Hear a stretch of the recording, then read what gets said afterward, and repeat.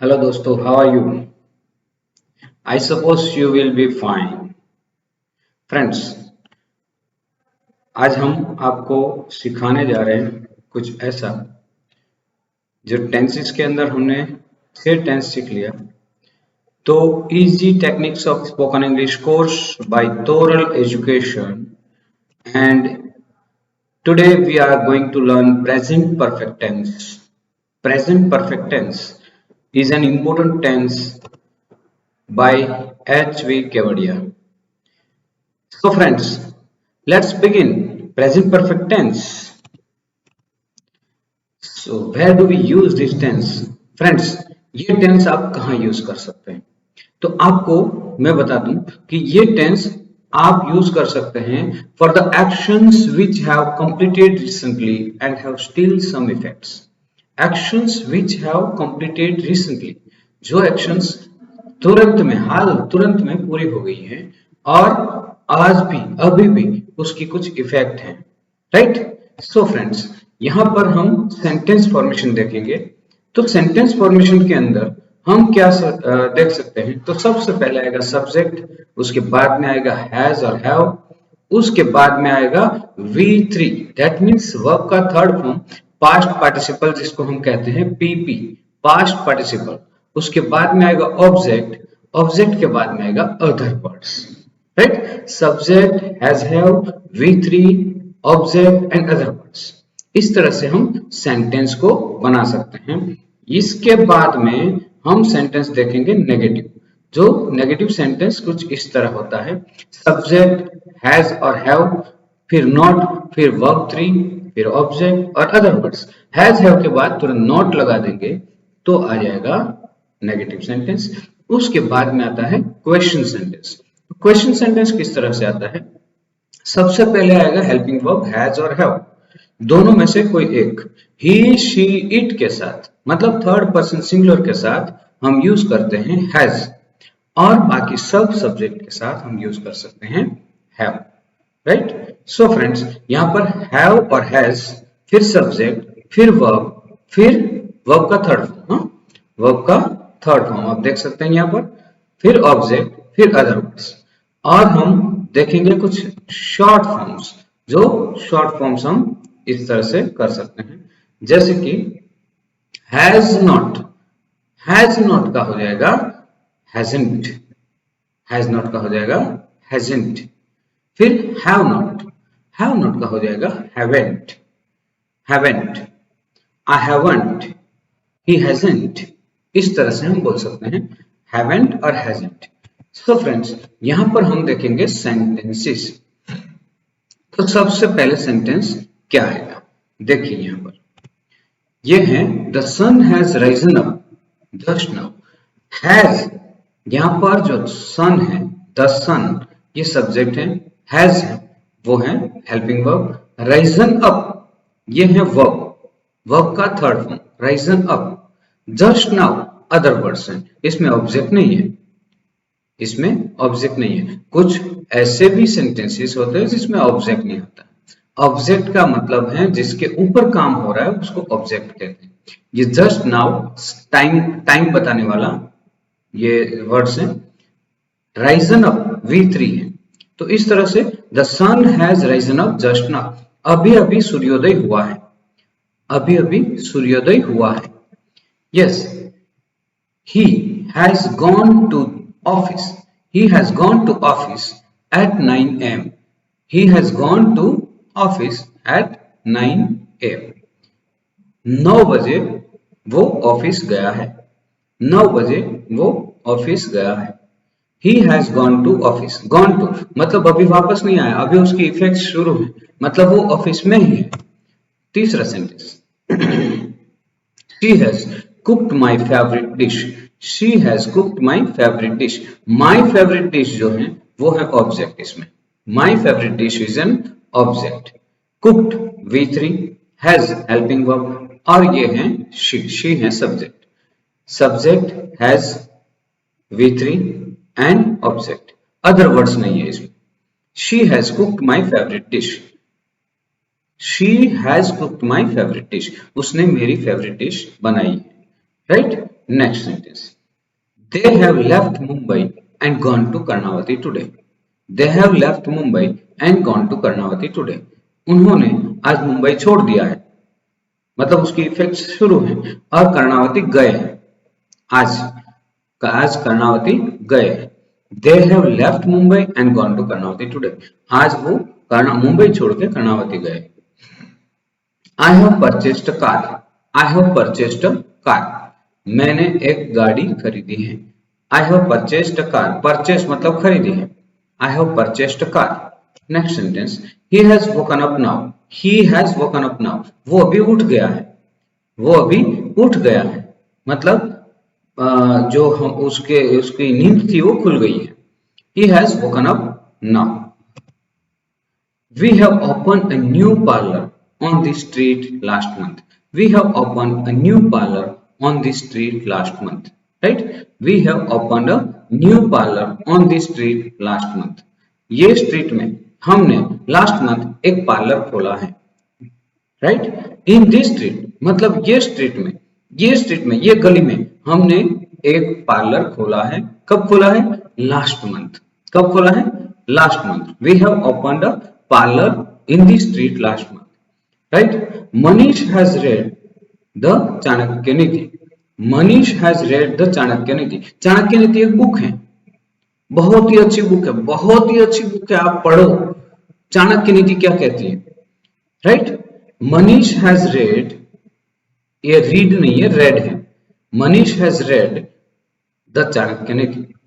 Manish has read the Chanakya Niti. Manish ने चाणक्य नीति पढ़ी है। मनीष ने चाणक्य नीति पढ़ी है। चलिए दोस्तों, हम बोलते हैं, मेरे साथ आप बोलिए, मेरे साथ में आप बोलिए, तभी इंग्लिश आएगा। The sun has risen up just now. The sun has risen up just now. बोलिए, the sun has risen up just now. Next sentence, he has gone to office at 9 AM. He has gone to office at 9 AM. Right? बोलिए बोलिए Bravo.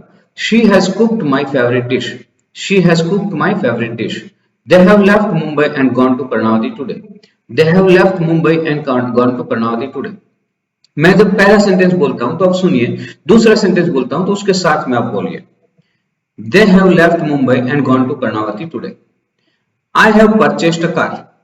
I have purchased a car. He has woken up just now. He has woken up now. He has woken up now. We have open a new parlor on the street last month.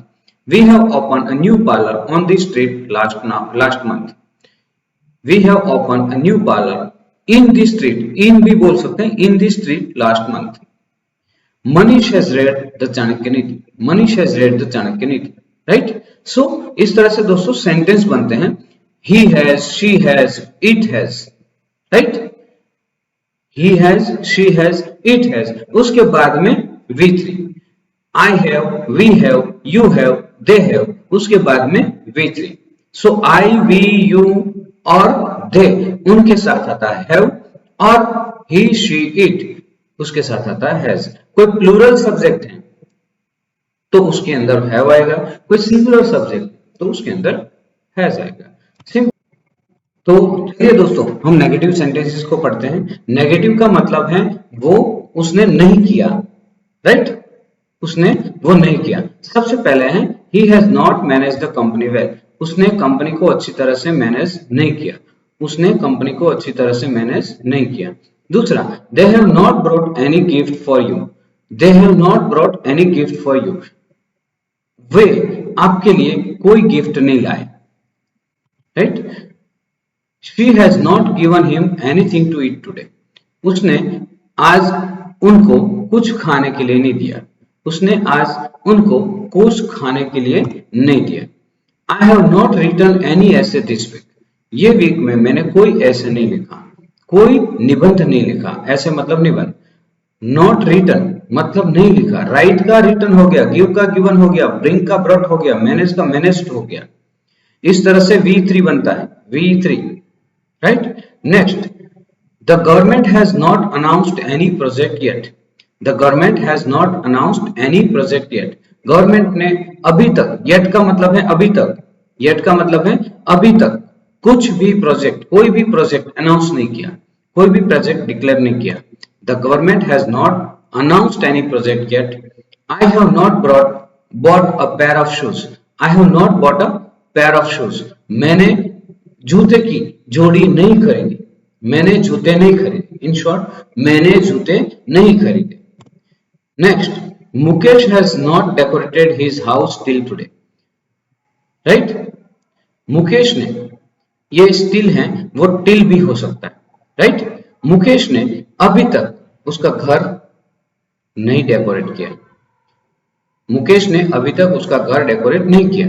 We have not interfered in your personal matters. We have not interfere in your personal matter. हमने आपकी personal matter में कोई interfere नहीं किया.